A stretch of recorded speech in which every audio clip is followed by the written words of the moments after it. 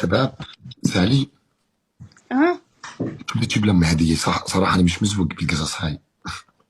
هلا امك اسمع جبلها. والله انا ما بعرف صراحة، يعني امك هي عمرها كبير شوي صح؟ اسمعي، ما عليك شيء مخبى سالي. اه. اسمعي احكي. شباب، سيبونا من الذهب، سيبونا من الذهب. أنا اللي بشوفه أفضل إني أهديها عمرة. شو رايك؟ والله انها فكرة نار. شو رايك؟ حلوة صح؟ والله بتجنن بتجنن بتجنن جد. خلص، بشجع. خلص بإذن الله. جد. والله بالتوفيق، الله يخلي لك اياها. انا مش عارفه ايش تهدي امي، هلا باخذ منكم افكار. لا بس انا في ببالي فكره، بحبش اخذ من حدا يا عمي انا.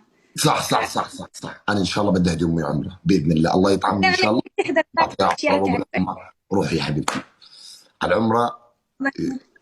استانسي والله انبسطي. يعني فكرة العمرة يا مكس بتجنن جد. صح؟ والله كثير حلوة جد. الحمد لله. فكرة العمرة كثير نار. هسا متى عيد الأم ومتى عيد الأم؟ ولا بضل له 4 أيام. حلو، ورمضان متى بيجي؟ رمضان يوم الخميس. يعني سبت أحد اثنين ثلاث أربعة، يعني عيد الأم بكرة رمضان بكون.